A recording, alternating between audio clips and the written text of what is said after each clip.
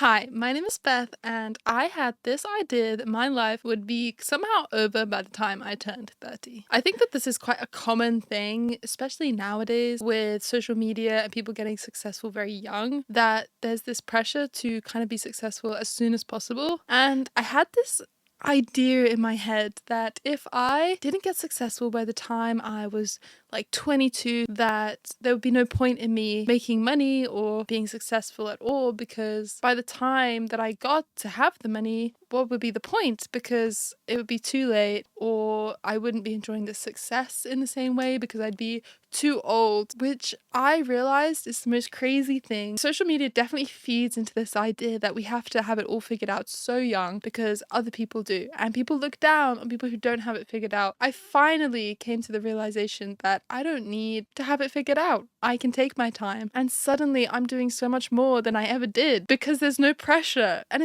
it's just crazy that we put this imaginary weight on ourselves just because someone else has it. I promise you, it is the minority who have all this shit figured out. It is such a small number.